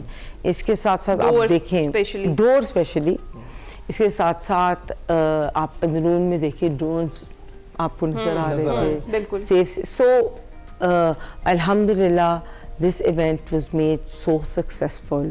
اس کے ساتھ ساتھ میں اتنی خوش ہوئی ہوں کہ جس طرح کنٹری کی اکانومی ریوائیو ہوئی, دوبارہ ڈیزائنرز نے کپڑے لانچ کیے, کائٹس والے. اس کے ساتھ انہوں نے فوڈ جیسے لاہوری ہیں اسپیشلی پٹھورے, چنے, لڈو پیٹھی اور ڈفرینٹ کھانے, لسیاں, لوکل کھانے. اور یہ وہ ٹائم تھا جو ہم بچپن میں روز کھاتے تھے. اور میرے خیال ہے نا ہم اس کو مس کر رہے تھے بہت عرصے سے. ہم چاہ رہے تھے کہ یہ جو فیسٹیوٹی ہے اس کا ریوائیول ہو, اور جس طریقے سے اب ہوا ہے بڑی شان سے اور بڑے مزے کے ساتھ ہم نے انجوائے کیا ہے. ریونیو جنریشن کی بات آپ کی, پھر میں یہ بتاؤں کہ میں یہ کہہ رہی ہوں کہ کوئی ایسا ہوٹل نہیں تھا جہاں آپ کو بکنگ ملے. لوگ انٹرنیشنل ٹورسٹ آئے ہوئے تھے, پاکستان سے سب لوگ آئے ہوئے تھے, دنیا سے لوگ آئے ہوئے تھے. ہوٹل سارے بک تھے, ایک کمرے میں لوگ میٹرس پہ جا کے رہے تھے. 5000 روپیز کی one sided Karachi to Lahore ticket. Malik صاحب سے ذرا پوچھتے ہیں کہ کتنا بزنس خالی یہ جو ہم ڈور اور پتنگ کی بات کر رہے ہیں یہ ان 3-4 دنوں میں ہوا جب سے پرمیشن ملی تھی اس کے بعد سے؟ جو اعداد و شمار ہیں اس کے مطابق تو 3 ارب کے قریب صرف پتنگ اور ڈور کا بزنس ہوا ہے, اور اوورآل کوئی 20 ارب کے اراؤنڈ تمام باقی بزنس ہے, جس میں ہوٹل ہے, جس میں آپ کے کھانے پینے ہیں, ٹرانسپورٹیشن ہے, یہ سارا کچھ ملا کے. اور بڑا خوشائن ہے جی, یہ بڑا بولڈ سٹیپ تھا سی ایم صاحبہ کا, اور ہم اپنی ایسوسیشن کے پلیٹ فارم سے بھی ان کے اس قدم کو بہت سراہتے ہیں. اور واقعی انہوں نے جو کہا اور کر کے دکھایا. اور یہ پورے لاہور بلکہ پورا پنجاب جو ہے, میں نے خصوصاً 10 سال سے بچے سے لے کر 60-70 سال کے لوگوں تک بالکل چھتوں پہ دیکھے ہیں. اور وہ لوگ یہاں تک کہ میں نے تبلیغی جماعت کے کچھ مولوی بھی کائٹ فلائنگ کرتے ہوئے دیکھے ہیں اپنی آنکھوں سے. تو ہر عمر کے بندے نے, ہر صنف نے اس کو ویلکم کیا ہے. اور یہ ہم مس کر رہے تھے 20-25 سالوں سے. اور پنجاب کی اکانومی جو ہے وہ بہت ایک زبردست بوم آیا اس پہ. بالکل ملک صاحب آپ درست فرما رہے ہیں. آیا یہ تو 3 ارب اس کے اعداد و شمار ہیں, اور قریباً بتایا جا رہا ہے کہ 20 ارب کے قریب یہ جو فوڈ اور ہوٹلز اور یہ بکنگز ملا کے اتنا بزنس ہوا ہے. اور یہ کتنا ضروری تھا اس مقام پہ جس وقت جو اکانومی کی ہماری سچویشن ہے. اور میں دیکھتی ہوں کہ جتنی خوشیاں, ہاں سب سے بڑی چیز, ہم جنرلی دیکھیں تو ملک کے اندر ایک تو اکانومی ریوائول ہے, لیکن جس طرح کلچر کا ریوائول ہوا ہے, یہ ہمارے ٹائم میں اس کو بہار کا فیسٹیول کہا جاتا تھا, لیکن کیونکہ اب رمضان مبارک آ رہا ہے تو یہ رائٹ ٹائم تھا. جس طرح خوشیاں واپس آئیں, لاہور کے شہر میں خوشیاں واپس آئیں, اور جس طرح SOPs فالو ہوئیں. اور کل مریم نواز شریف صاحبہ نے یہ خوشی کا اظہار کیا کہ لاہور کے جتنے بھی لوگ باہر سے آئے ہیں آؤٹ آف کنٹری میں, دیکھی تھی US سے 2-3 دن کے لیے, UK سے, قطر سے لوگ آئے ہوئے ہر جگہ سے, ٹھیک ہے. تو SOPs فالو ہونے کی وجہ سے, اور میڈم اتنی خوش تھیں کہ انشاءاللہ تعالی مجھے لگتا ہے کہ نیکسٹ ایئر یہ بسنت جو ہے یہ 36 ڈسٹرکٹس میں لانچ ہوئے گی. زبردست. اور اس سال میں اس کی پلاننگ الحمدللہ اتنی اچھی ہوئے گی کہ زیادہ ٹورزم اسپاٹس جو ہیں وہ ہوں گے, اور سرویلنس بہتر ہوئے گی, ہر ڈسٹرکٹ میں سرویلنس ہوئے گی. اور میں تو کل یہی بات کر رہی تھی, سب مجھے جینزیز کہہ رہے تھے. میں نے کہا آپ جینزیز کو انڈر ایسٹیمیٹ بالکل نہیں کریں. میں نے کہا جو جینزیز ہیں نا, یہ جو سارے پاپ اپ ہوٹلز آنے ہیں, جو سارے ان کے انٹرنیشنل دوست آنے ہیں, جو سارے فیسٹیولز انہوں نے بنانے ہیں, جو انہوں نے اس کو ایک پوری فیسٹیوٹی میں کریٹ کرنا ہے, تو یہ اب ہم these are the future people of ابھی ہم نے دیکھ لیا ہے, انہوں نے سیکھ لیا ہے بہت کچھ, اور انہیں پتہ چل گیا ہے کہ بیسیکلی بسنت ہوتی کیا اور سیلیبریشنز کیسے ہوتی ہیں. تو نیکسٹ ایئر یہ پرو ہوں گے. ایسا نیکسٹ ایئر کی بات کریں نا, یہ دیکھیں آپ اس چیز کو دیکھیں, I'll have to agree with you کہ آج سیاسی مخالفین نے اس کو بہت رنگ دینے کی کوشش کی, جی آپ ان تاریخوں میں کروا رہے ہیں, لیکن جو آپ نے بات کی نا کہ رمضان آ رہا تھا, اس کی وجہ سے بھی ضروری تھا کہ اس کو پہلے ہی فنش کر دیا جاتا, اچھے طریقے سے منا لیا جاتا. تو اب مجھے بتائیں نیکسٹ ایئر. لیکن مزہ یہ آیا کہ چاہے سیاسی مخالفین سب نے بسنت سب نے منائی ہے. ہاں ٹرو, یہ تو ہے. ہمیں ہر کوئی اپنی چھتوں پر ہی دکھائی دیا.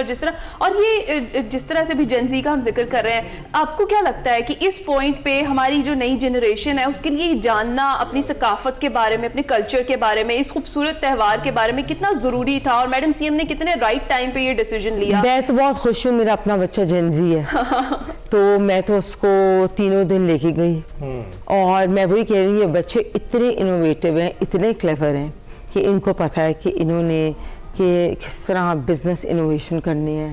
یہ ابھی سے دیکھ لیں گے کہ انہوں نے پاپ اپ ٹورزم سٹورز کہاں کرنے ہیں, کون کون سے کھانے کے جوائنٹس بنانے ہیں, کون کون سے انٹرنیشنل فرینڈس کو بلانے ہیں اگلے فیسٹیول میں, کیا کیا چیزیں یہ بہتر کر سکتے ہیں. تو آئی تھنک اگر یہ انڈسٹری اور ٹورزم ریوائیو ہوئے گا نا, تو اس میں ہماری یہ جینزی کراؤڈ کا فیکٹر بہت بہت امپورٹنٹ ہے. ملک صاحب آپ نے کہاں پہ سیلیبریٹ کی, اور ساتھ ہی بھی کہا کہ اب یہ اگلے سالوں پہ کیا ہوگا, واٹس نیکسٹ, کیونکہ اب we are so excited about it کہ اب ہم آگے کی سوچ رہے ہیں کہ آگے کیا ہونے والا ہے.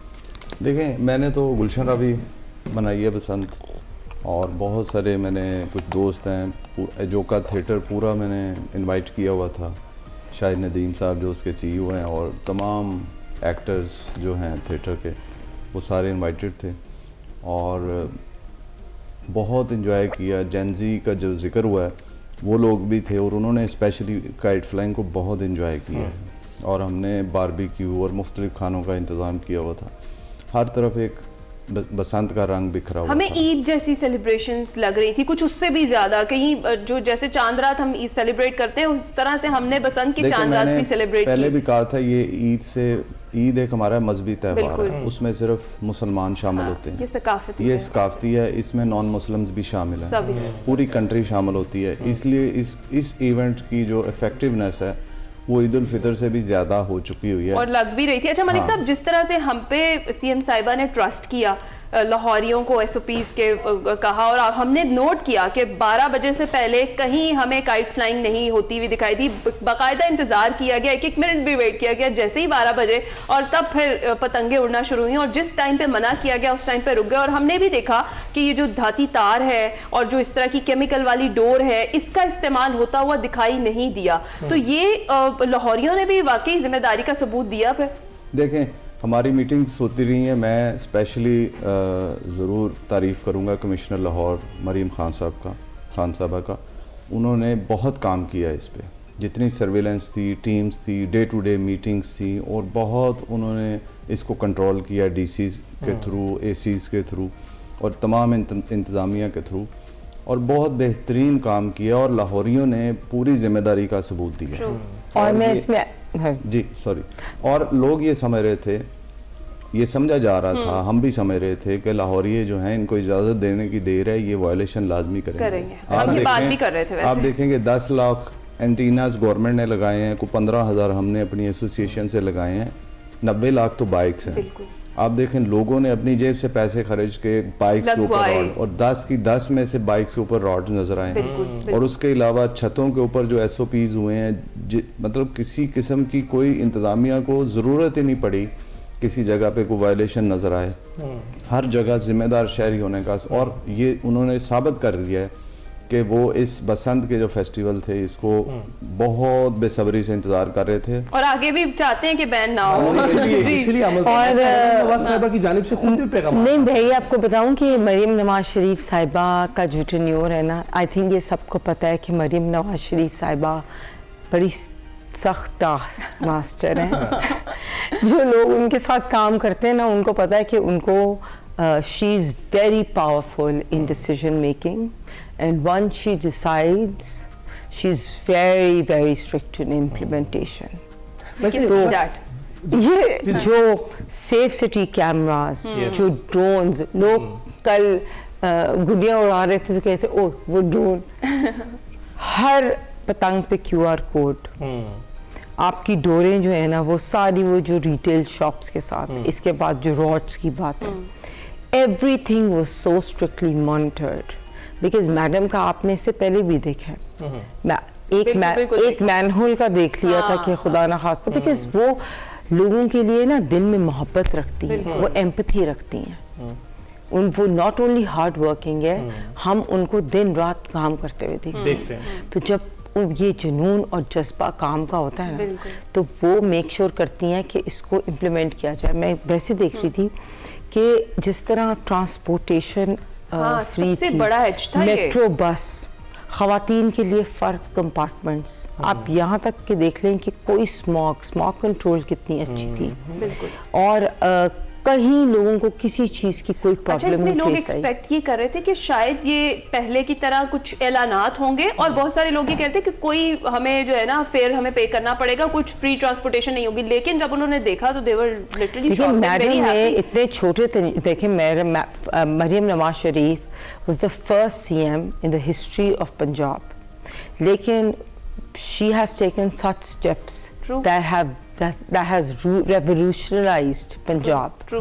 इस तरह के steps I think strong से strong decision makers नहीं ले सकते। चाहे आप सुथरा पंजाब देखें, पूरी दुनिया ने इसको वेलकम किया, eco friendly buses, ठीक है, फिर इसके बाद खवातीन के scholarship, education, cardiology, protection, crime control, खवातीन को मैं आपको बताऊं कि मैं पंजाब वुमेन प्रोटेक्शन अथॉरिटी में काम करती हूँ, कोई ऐसी खातून नहीं है जिसकी FIR दर्ज ना हो, so not even one woman। अच्छा वैसे आप बताइएगा, so she is very है ना, आप बताइएगा, were you expecting her to be that strict?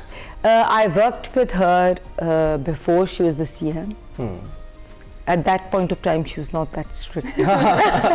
But obviously with responsibility. Yes, it comes with responsibility. When responsibility comes, कहते हैं ना throne होती है ना, तो you have a sword on your head. बिल्कुल ठीक। That's तो मलिक true, that's साहब true. कुछ ऐसे भी इंकशाफात किए जाते थे कि अब तो जो है ना यहाँ पर रोजाना पुलिस वाले जो हैं कोई ना कोई दिहाड़ी लगा के जाया करेंगे और कुछ ना कुछ ऐसा हुआ करेगा, ऐसा कुछ भी नहीं हुआ। पुलिस वालों ने बल्कि वो इसको बसंत को फैसिलिटेट करते रहे, लोग जो आते रहे उनकी मदद करते रहे। जी बिल्कुल, अनएक्सपेक्टेडली यही देखा गया। सोचा यही जा रहा था कि पुलिस जो है वो बहुत तंग करेगी लोगों को, जैसे कि पुलिस का एक समझ लें कि आप रेपो भी है, लेकिन इस दफ़ा तो वाकई पुलिस ने भी बहुत सपोर्ट किया इस इवेंट को और इस इवेंट को कामयाब बनाने में सबका साथ है और पुलिस का भी इंतजामिया ने रोल प्ले किया है बहुत अच्छा जी, बहुत हर चीज़ स्पीडली हुई है। हमने उनको गवर्नमेंट को जब प्रपोजल दी कि इसकी शॉर्टेज हो सकती है, आप लाहौर से बाहर से इंपोर्ट करने की हमें इजाज़त दिलवाएं, तो उन्होंने विद इन 1 और 2 डेज़ इसकी इजाज़त भी दी। और आप देखें ठोकर के ऊपर, रावी पुल के ऊपर चेकिंग पॉइंट्स बना दिए फौरी तौर पे परमिट्स इशू हो गए। कोशिश पूरी की है कि 1 माह 6 दिन का जो टाइम मिला है उसके अंदर जितना बेस्ट रिसोर्सेज हैं अवेलेबल उनको इस्तेमाल करके इसको कामयाब बनाया जो बहुत और कामयाब हुआ ये इवेंट। बिल्कुल। अच्छा हिना साहिबा, अभी कुछ लोगों को थोड़ी सी गलतफहमी ये थी कि अब ये 3 दिन के लिए जब बैन हटा है तो इसके बाद भी थोड़ी बहुत आज़ादी होगी, ज़रा ये तो उन्हें बताएं कि अब कितनी सख्ती हो जाएगी, अगर चाहते हैं कि अगले साल इससे अच्छी तरह सेलिब्रेट कर सके तो हमें फॉलो करने पड़ेगी। बात एक मैं बताऊं कि पुलिस की परसेप्शन जो है ना वो बहुत गलत है। मैंने पंजाब वुमेन प्रोटेक्शन अथॉरिटी में पुलिस के साथ काम किया। मैडम ने पुलिस की परफॉर्मेंस इंडेक्स में ये सब चीज़ें शामिल की हुई हैं जो पहले कभी नहीं थी। ख़वातीन की FIRs, ये सर्वेलेंस, जो चीज़ें उन्होंने असाइन की हैं, so police works like the best. I haven't seen Punjab police working so keenly. So ये जो इवेंट आपका सक्सेसफुल हुआ है 3 दिन का, उसमें safe city authority, Punjab police और अवाम भी, अवाम को भी पता था कि आपकी CM जो है ना she is a strict CM, और वो अपने एक्स पर बकायदा मेंशन कर रही थी जहां से कुछ वीडियोस। अब लोगों को लग रहा था कि कौन से कैमरास और कौन हमें देख सकता है, आपकी छतों का पूरा व्यू आ रहा था। तो ये बहुत ही टेक्नोलॉजिकल एडवांस और बड़े अच्छे तरीके से इंतजाम इसका किया गया। बट ये है कि कोई ढील नहीं मिलेगी। हाँ, ये बात बहुत क्लियर है। अगर उन्होंने आपको 5 बजे तक का टाइम दिया है, दैट्स इट जी। अब एक लेकिन एक चीज़ है मैं यहाँ जो समझती हूँ कि लाहौर के लोगों ने और लाहौर के इर्द गिर्द से जितने भी लोग आए हैं ऑल ओवर फ्रॉम पाकिस्तान और जितने भी लोग इंटरनेशनली आए हैं, सब ने इतने अच्छे SOPs फॉलो किए हैं कि आई थिंक कि अगले साल पंजाब के 36 डिस्ट्रिक्ट्स में इंशाल्लाह बसंत जो है वो लॉन्च होगी। ये तो बेहतरीन और ये बहुत खुशखबरी बहुत बड़ी आप सुना रही हैं यहाँ पर। और इससे और जो लोग हैं अभी ये जो जेनजी क्राउड है, ये देख लेना इस साल में इन्होंने पॉपअप होटल्स बनाने, पॉपअप रेस्टोरेंट्स बनाने, इन्होंने इंटरनेशनल अपने दोस्त बुलाने हैं and they gonna make it a festival. पे मिलेनियल्स छाए हुए थे, अगली पे हमें जेनजी नजर आ रहे हैं। तो हिना साहिबा बस एक छोटी सी रिक्वेस्ट भी फिर करते हैं कि एक बसंत से लेके दूसरी बसंत के बीच में आपने कुछ नहीं करना है, बिल्कुल SOPs पर अमल दरामद हुआ, अच्छे तरीके से बसंत गुजर गई। अब कॉन्सिक्वेंसेस के खुद फिर भुगतने पड़ेंगे। आगे कोई गुड्डी ना उड़ाए जब तक। नहीं, मैं तो कुछ नहीं करती, मैं तो बहुत स्ट्रिक्ट SOPs फॉलो करती हूँ। मैं तो मैडम लोगों को बताइएगा, मैं लोगों को भी बताऊंगी, मैं मैडम की टीम में वेरी वेल ट्रेन्ड हूँ।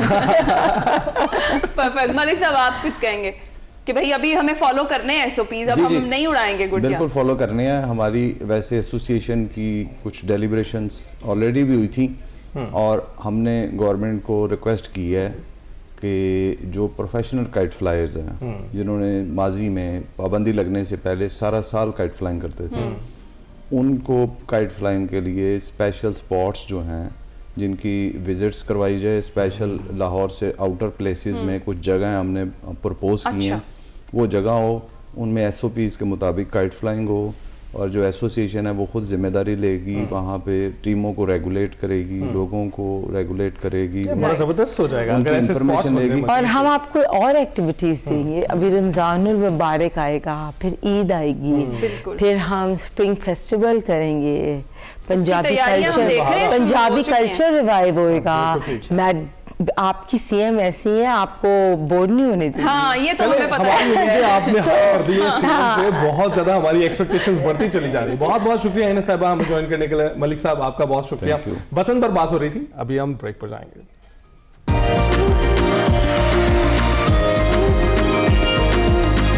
Welcome back. پاکستان میں ہر سال تقریباً 50,000 بچے دل کے امراض کے ساتھ پیدا ہوتے ہیں, جس کا علاج انتہائی محدود اور مہنگا ہونے کے باعث عام آدمی کی دسترس سے باہر ہے.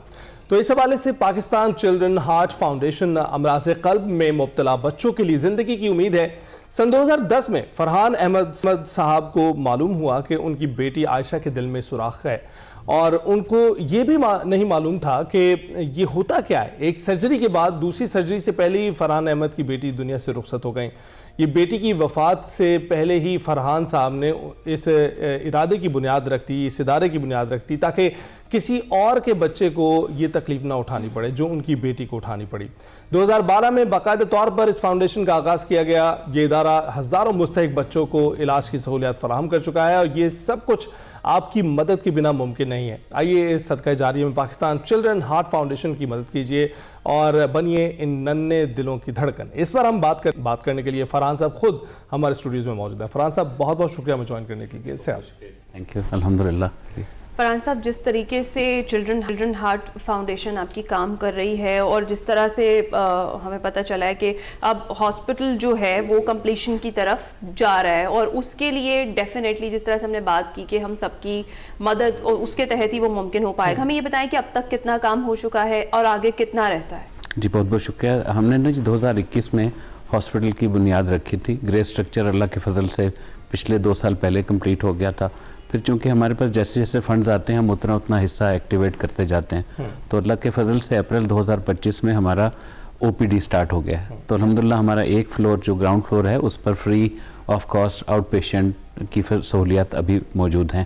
اس سال انشاءاللہ ہمارا ٹارگیٹ ہے کہ ہم جو ہاف پورشن ہے نا اس کو فائنل کر کے اور اپنے پاس ان پیشنٹ کو سٹارٹ کر سکیں. تو ان پیشنٹ کی سہولت ابھی جو ہے جی ابھی باقی ہاسپٹل میں ہم سپانسر کرتے ہیں. ہمارے ہاسپٹل میں ابھی ان پیشنٹ اویلیبل نہیں ہے, کیونکہ اس کے لیے ایک آپریشن تھیٹر, ایک کیتھ لیب اور 10 بیڈ کا ایک ہمیں ICU اور 10 بیڈ کا ہمیں پرائیویٹ رومز چاہیے.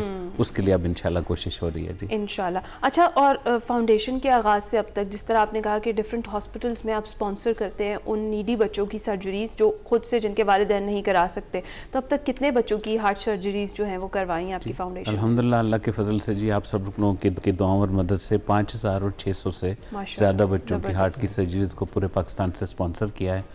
Last year has been tremendous. الحمدللہ 1000 بچوں کی ہارٹ کی سرجریز 2025 میں کمپلیٹ ہوئی ہیں. تو فرحان صاحب اب آگے گولز کیا ہیں, کس طرح سے آپ ہاسپٹل کو لے کے چلنا چاہ رہے ہیں, کتنے بچوں کو آپ مدد فراہم کر سکتے ہیں؟ جی تو تھوڑا سا نا میں اس کا پرسپیکٹیو بتاتا ہوں کہ یہ پاکستان کا پہلے ڈیڈیکیٹڈ بچوں کے ہارٹ کا ہاسپٹل ہے, children's heart hospital and research institute. کیونکہ اس میں ہم نے زیادہ جو فوکس کیا وہ کیپیسٹی بلڈنگ پر اور انشاءاللہ ریسرچ کے اوپر ہے. ابھی تک انشاءاللہ جیسے ہی ہمارا پہلا فیز کمپلیٹ ہوتا ہے اس میں 75 بیڈ ایکٹیویٹ ہو جائیں گے. 75 بیڈ جب پورے بن جائیں گے تو انشاءاللہ ہم سال کے تقریباً 2000 سرجریز کروا سکیں گے اور تقریباً اتنی ہی انٹرونشن ہو سکیں گی. کیونکہ بچوں کی ہارٹ کی سرجری ایک تو ہوتا ہے کہ پورا جو ہے نا وہ ہارٹ کھلتا ہے, سینہ کھلتا ہے, آپریٹ ہوتا ہے, اور ایک ہوتا ہے اینجیوگرافی کے تھرو جو ہے نا وہ بچے کے ہارٹ کا سوراخ بند کر دیتے ہیں. اچھا فرحان صاحب, یہ اس طرح کی سرجریز کے لیے عموماً ہمارے ہمسایہ ملک میں جایا جاتا تھا. آپ اس طرح کی کوئی سہولت یہاں پہ پیدا کرنے کی کوشش کریں گے جس کے لیے ٹریول نہ کرنا پڑے؟ جی اصل تو ہمارا مین فوکس ہی ہے جی ہم ایک ایسا سینٹر آف ایکسیلنس بنائیں کہ وہ سارے بچے, جیسا میری بیٹی کا مسئلہ تھا نا, سنگل وینٹریکولر تھی, اس کا پورا دل کمپلیٹ نہیں تھا. تو انفارچونیٹلی ہمارے ملک میں ابھی جس طرح کی فیسلٹیز ہونی چاہیے وہ ابھی اویلیبل نہیں ہے. ابھی ایک اور بہت بڑا چیلنج ہے کہ پڑوسی ملک بھی نہیں جایا جاتا, اور اس سے بھی بڑا چیلنج ہے کہ جو باہر جانا چاہتے ہیں ان کے پاس پیسے نہیں ہوتے. کیونکہ اگر باہر کوئی بچہ جاتا ہے تو اس کی سرجری پر تقریباً کچھ نہیں تو मिनिमम 25 से 50,000 डॉलर का खर्चा आता है। तो ऐसी फैसिलिटीज़ इंशाल्लाह हमारा मेन फोकस यही है कि एक सेंटर ऑफ एक्सीलेंस लाहौर में बन जाए, इसी तरह हर बड़े शहरों में एक सेंटर ऑफ एक्सीलेंस हो, और बाकी जो छोटे छोटे शहर हैं वहाँ पर नॉर्मल दिल के सुराख बंद होते रहें। क्वांटम ऑफ डिजीज़ जैसे आपने बताया बहुत बड़ा है, हर साल तकरीबन 50 से 60,000 बच्चे ये मर्ज़ लेकर हमारे मुल्क में पैदा हो रहे हैं। बैकलॉग तो अभी बिल्कुल अलग है, यानी उस पर तो अभी हम अगर नामी बात करें तो सालाना हमें जो मौजूद बच्चे हैं उनकी तकरीबन 20,000 बच्चों की सर्जरी की कैपेसिटी होनी चाहिए। अनफॉर्चुनेटली हमारे पूरे मुल्क में इस वक्त बहुत ही महदूद न्यूबॉर्न बच्चों की सर्जरीज होती हैं। अच्छा, बीमारी इतनी अजीब है कि अगर टाइम पर डायग्नोस हो जाए, उसका इलाज हो जाए तो फॉर लाइफ बच्चे ठीक हो जाते हैं। ये भी बड़ा ज़रूरी है, हम अपने सारे डोनर्स को ये रिक्वेस्ट करते हैं कि एक्चुअली आप जो स्पेंडिंग है ना वो बच्चे की सिर्फ हार्ट की ट्रीटमेंट पर नहीं लगा रहे, आप एक्चुअली उस बच्चे को इनेबल कर रहे हो कि वो एक नॉर्मल शहरी बनकर इंशाल्लाह इस मुल्क में वो इंजीनियर बने, डॉक्टर बने, और वो एक सोसाइटी में ऐड कर सकता है अल्हम्दुलिल्लाह इंशाल्लाह। और बड़ा ज़बरदस्त आपका काम है, जिस तरीके से आप इसको लेकर चल रहे हैं, जो आपकी आगे की प्लानिंग है, हम दुआगो हैं कि इसमें हम सबकी सपोर्ट से, और जिस तरीके से आपकी हिम्मत है माशाल्लाह, क्योंकि अमूमी तौर पर ऐसा होता है, जिस तरह हम इस प्रोग्राम से पहले भी बात कर रहे थे कि इतना करीबी कोई लॉस होता है तो उसके बाद आप दुनिया भूल जाते हैं, लेकिन आप जिस तरीके से उसको याद करते हुए उसके नाम से उसके साथ आप ये लेकर चले, बड़ी ज़बरदस्त चीज़ है। हमें ये बताएं कि जिस तरीके से ये फाउंडेशन काम कर रही है तो बहुत सारे ऐसे बच्चे हैं, बहुत सारे ऐसे वालिदैन अभी हमें देख भी रहे होंगे जिन्हें इस हेल्प की ज़रूरत है, और जिनके बच्चों के लिए शायद ये डिजीज़ डायग्नोस हो चुकी है, वो कैसे रब्ता कर सकते हैं फाउंडेशन से और उनको कैसे हेल्प आउट किया जाएगा? जी, बहुत अच्छा पॉइंट आपने रेज़ किया। देखें, हमारा जो सोशल मीडिया ना बहुत एक्टिव है, और अगर आप गूगल पर सिंपली सर्च इंजन में जाकर ये लिखेंगे ना कि फ्री चाइल्ड हार्ट ट्रीटमेंट, तो अल्हम्दुलिल्लाह हमारे इदारे का आपको 24 घंटे की हेल्पलाइन मिल जाएगी।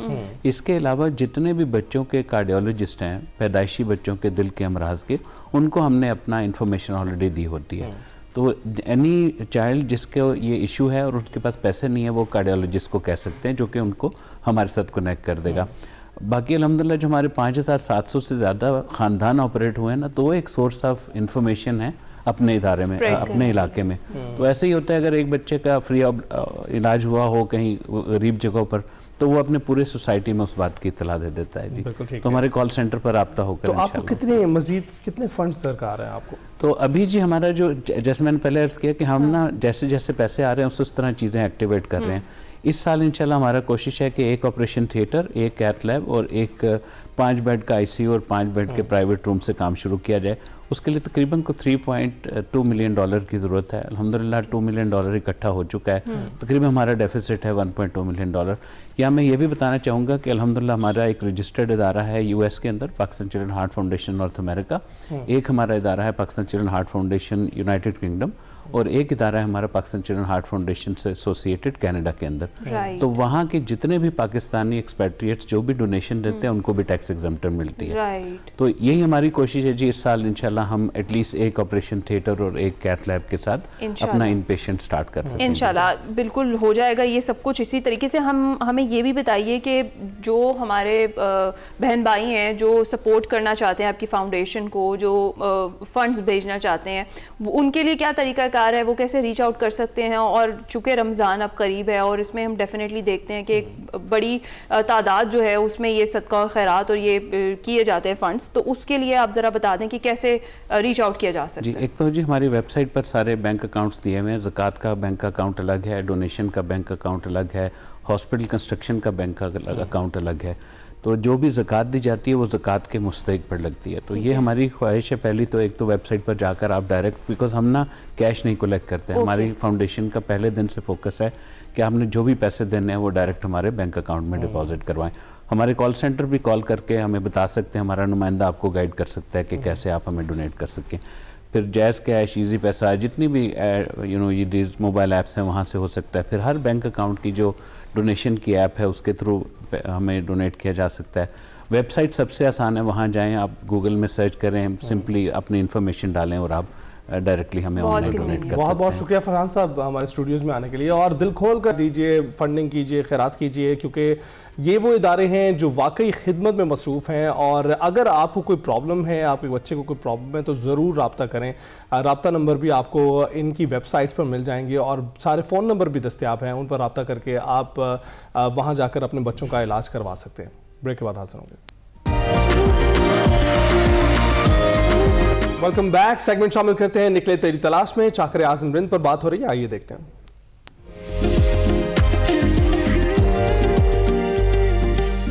अस्सलाम वालेकुम नाज़रीन, मैं वकार अहमद और आप देख रहे हैं निकली तेरी तलाश में। मुस्तनसर हुसैन तारसब हमारे साथ हैं और उनसे हम बात कर रहे हैं लाहौर से फ्लोरिडा, उनकी एक नई किताब है उसके हवाले से, और उसमें लाहौर की बहुत ही मुनफरिद कहानी है। लाहौर के आसपास की जो मज़ाफ़ात हैं उसके मुतल्लिक भी बहुत सारी ऐसी कमाल और खूबसूरत कहानियाँ इस किताब में हमें मिलती हैं।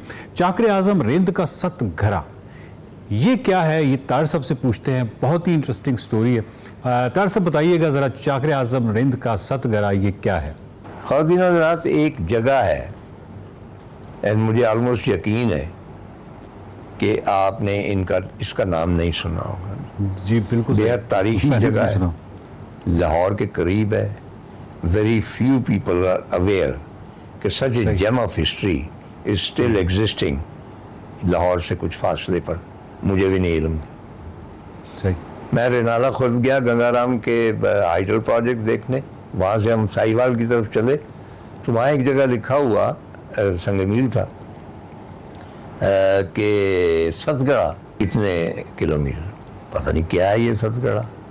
तो एक संगमील आया कि मीर चाकर खान रिंद मकबरा 10 किलोमीटर। मैंने कहा ये चाकर खान कहाँ से आ गया, मैं उसके बारे में भी नहीं जानता। चुनांचे हम वहाँ पे गए। पहले तो चाकर खान रिंद का मकबरा रेनोवेट हुआ पूरा, और वहाँ रिंद का एक बलोच सरदार थे, आप जानते हैं, एक ह्यूज मुजस्समा भी आवेज़ है। अच्छा। और घोड़े के ऊपर जूजुल मतलब सवार। आपने नोट किया होगा कि बेशतर जो अहम लोग हैं यूरोप में भी यहाँ भी उनको घोड़े पे सवार दिखाया जाता। और मैं हमेशा ये कहता हूँ कि एक्चुअली घोड़ा उनकी शानदारी में इजाफा करता है। आप देखें ना कि बड़े से बड़ा सरदार हो, नेपोलियन भी हो या रंजीत सिंह भी हो, कोई भी शाह सवार, तो आप उसको वैसे ही बैठा हुआ दिखाएंगे तो उसमें वो शान व शौकत नहीं। घोड़ा जो है उसको वो तमकनत अता करता है। तो वो वहाँ पे वो हमने देखा, उसके साथ एक दीवार चली जा रही। मालूम हुआ कि सतगड़ा का शहर कह लें, कस्बा कह लें, वहाँ से शुरू होता है और उसकी फसील है। ये ज़्यादातर महाराजा रंजीत सिंह के ज़मानों में बनी। और मैंने बताया ना कि मैं अवेयर ही नहीं था। पता चला कि 7 कबीले थे बलोचों के जो यहाँ पे आबाद हुए और उन्होंने एक वॉल्ड सिटी बनाया।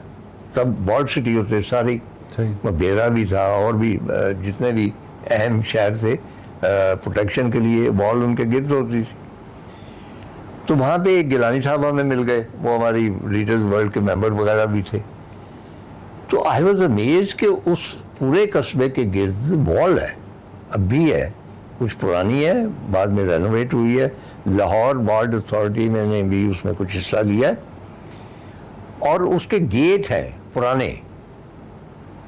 और जब गेट का दरवाज़ा आप खोल के अंदर जाते हैं तो गोया आप सैकड़ों बरस पहले चले जाते हैं, सिवाय इसके कि वहाँ कोको कोला की बोतलें बिक रही या कोई मॉडर्न आसार है, वरना दुकानें हैं उसी तर्ज की पुरानी।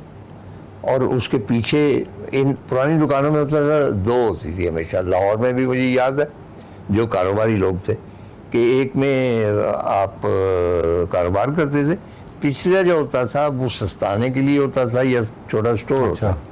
वहाँ लाहौर जैसी गलियाँ थी, लाहौर जैसे छज्जे थे, लाहौर जैसी मेहराबें थी, हवेलियाँ थी। और ये एक मेन बाज़ार की मैं बात कर रहा हूँ। हम सिर्फ उस मेन बाज़ार से दूसरी जानब गए क्योंकि दूसरी जानब भी एक गेट था। और गेट से बाहर राजेश खन्ना थे, एक बहुत मशहूर एक्टर, आप जानते ही, दिलीप कुमार के बाद वो कहते हैं first super hero of Indian cinema. Rajesh Khanna की आबाई हवेली भी वहाँ पे मौजूद और उसमें अब प्रिजर्व्ड है, ठीक है, ठीक हालत में। हम अंदर नहीं जा सके کیونکہ اس میں نمبردار کی رہائش تھی. تو یہ ساری چیزیں میرے لیے حیرت کا باعث بنی. جیسا کہ آپ جانتے ہیں کہ ایکسپریس شاید واحد ایسا چینل ہے جس کے لیے گلزار صاحب نے خود ویڈیو تیار کر کے اپنے پیغام اور اپنے نظمیں بھیجی جو کارواں سرائے میں چلائی گئی. ان سے ان دنوں میری باقاعدہ فون پہ بھی بات ہوتی رہتی. تو میں نے ان کو بتایا, میں نے کہا جی راجیش کھنہ. پھر انہوں نے راجیش کھنہ کی باتیں شروع کر دی, کیونکہ اس کی فلم کے لیے بھی انہوں نے ڈائلاگ وغیرہ لکھے تھے, فلم لکھی تھی آنند شاید, جس میں امیتابھ بھی تھے. تو انہوں نے کہا کہ میں نے راجیش کھنہ کی بیٹی جو ہے ڈمپل کھنہ شاید, اس سے تذکرہ کیا آپ کے اس معلومات کا. تو شی واز ویری انٹرسٹیڈ, کیونکہ شی از اے جرنلسٹ آلسو. تو آپ بتائیں کہ یہ حویلی کہاں ہے اور اس کا محل وقوع. چنانچہ میں نے ان کو وہ تمام تفصیل بیان کی, جو میرا خیال ہے. اس کے بعد میں نے پتہ نہیں کیا کہ ڈمپل کھنہ نے اسی ست گڑھا کے حوالے سے اور اپنی آبائی حویلی کے حوالے سے وہاں پہ ایک آرٹیکل لکھا. چنانچہ آپ جان سکتے ہیں کہ ست گڑھا کتنا اہم ایک تاریخی شہر کہہ لیں یا قصبہ ہے, اور اسے دیکھے بغیر آپ کی وہ پیاس نہیں بجھتی جو پرانے شہروں کو دیکھ کر بجھتی.